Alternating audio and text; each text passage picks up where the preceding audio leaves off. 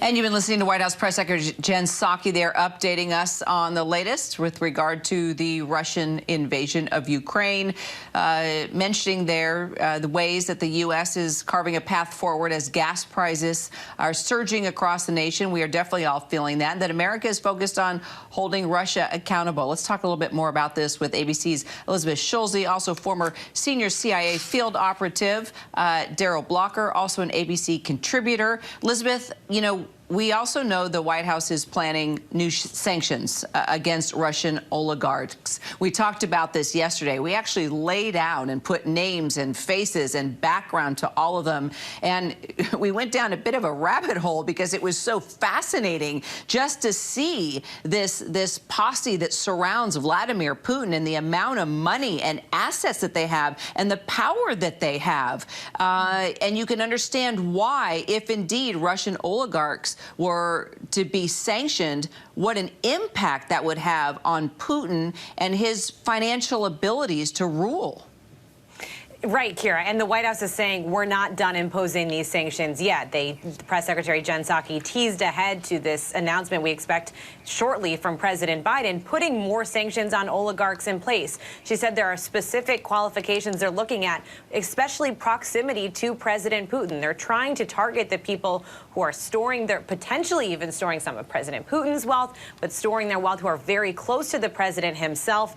She says there are possible travel bans now going into effect.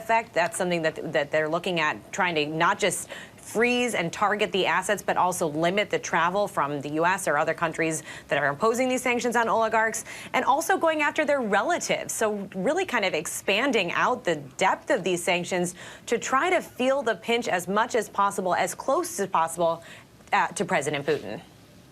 And, you know, as we were listening, Elizabeth, to this White House briefing, it came just as Ukrainian and Russian delegations met in unsuccessful ceasefire talks. An advisor of President Zelensky even tweeting out a photo of himself on the way to those negotiations. There you go, right there in his camo. But, you know, it didn't turn out so well.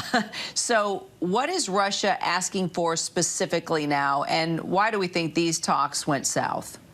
Kira, hopes had been dim going into these talks in the first place. A senior U.S. official had told us they're really a sideshow right now. And that's because Russia is continuing to demand that Ukraine surrender. It wants this Ukraine to leave out its ambitions of ever joining NATO. And those have been non-starters from the beginning. So we heard from the Ukrainian representative. He said ultimately the results Ukraine needed from these talks have not yet been achieved. There is some potential progress on establishing this humanitarian corridor. We don't know exactly what that would look like at this point, but it could mean that it would be a way for people trying to flee the cities that Russia is attacking to get out.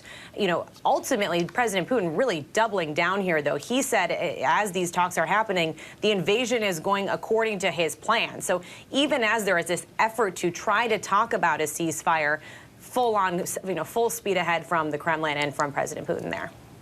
And Daryl, you know, now we're learning this information. It broke last night.